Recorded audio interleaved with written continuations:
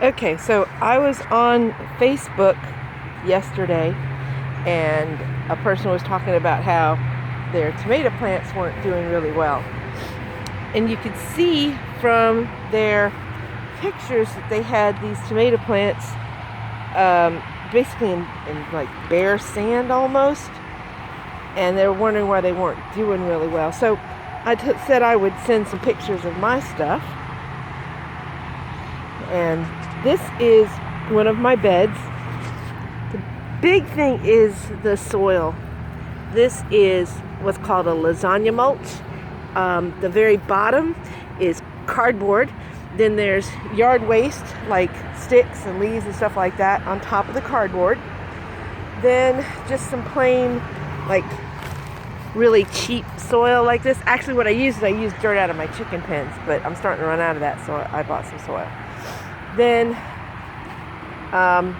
topping it off with stuff like this is garden and vegetable soil. You can see that the plants that are growing here are really, really healthy and they're really thriving. I think I kind of overcrowded this a little bit, but you know, it happens. The only thing is there seems to be a lot of aphids on my southern peas here, but even with that they're still growing like crazy and they're starting to see a few flowers on them. Behind that looks like corn, but it's actually a popping sorghum, which is a traditional sorghum. These are they're black Vinays from Baker Creek. I got them as free seeds, and you see this making little tomatoes and everything. These guys, I don't know what they're. They're volunteers. They came up, and I was like, well, I'll just like leave them alone. They'll figure out what they are when they make fruit. And they look like they're some kind of a cherry tomato. Look at that. Isn't that cool? So, and got a sucker here. I'm gonna have to come back and take off. If you're not familiar with suckers, when you have a leaf and the main stem, the little piece that comes off here is called a sucker. You can actually take this off and root it, and you get lots and lots of tomato plants that way. So without, like one tomato plant, as long as it's a determinate, is going to make a lot of little tomato plants. So, and then over here, those are a couple more of the black Vinays, some pepper plants. I also have some volunteer tomatoes coming up over here. It's probably because I took the dirt out of my chickens and I took tomatoes to the chickens. So, the other thing that's over in here also is, you can see there's some Swiss chard. That's some kale that I actually rooted that from kale that had been for eating. I'm not sure what this is. Probably gonna end up pulling it up and giving it to the chickens. And in between here are some peppers. Probably, oh look, I got a flower on my pepper. How about that? Probably a little bit too crowded, but they still seem to be coming along, so I guess not too bad. And these guys are spaced out a little bit better over here, so we'll see how they do. This is a collard green that I rooted, and it's regrowing. So that's this bed, and you can see that my tomatoes are staked up. There's this big oak tree over here.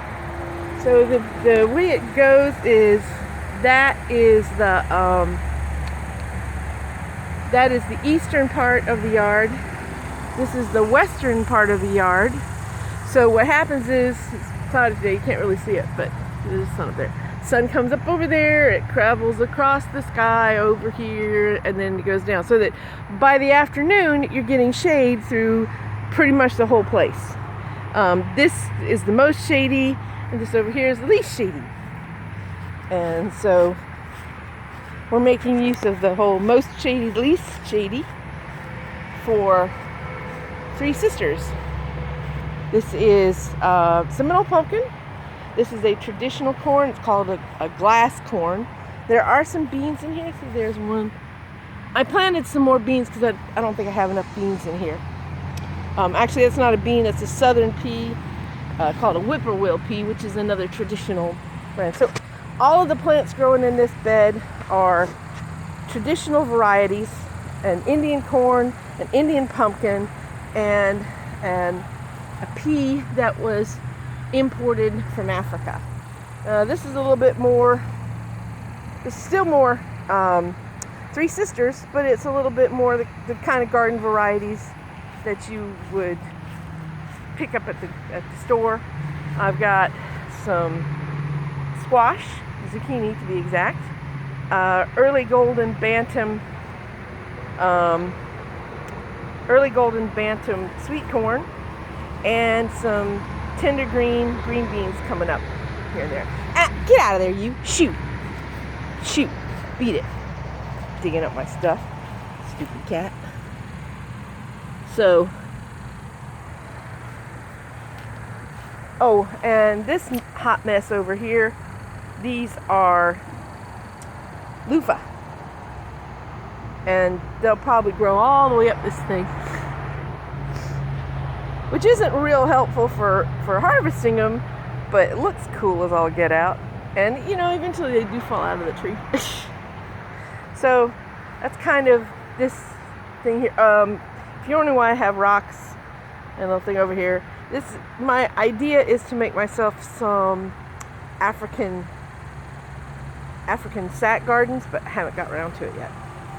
So for the person that was having the problems with their tomatoes, you have to kind of know what your microculture is, where you live, and take advantage of that to shelter your tomato plants. You also need to give them a nice rich growing medium. Again, this is a lasagna mulch, and you saw the components that I put into it.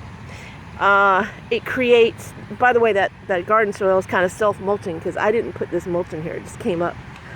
But by giving the plants a really rich medium to grow in, you know, especially the top couple inches, and then at the bottom of it you have what's basically a giant organic sponge to suck up and hold moisture, you provide your plants with a really good growing medium, and they'll grow really well. So I hope this helps for the person that's struggling with their tomatoes, so that, you know, the next time you grow tomatoes they'll be more successful. And that's about it for now. Bye bye.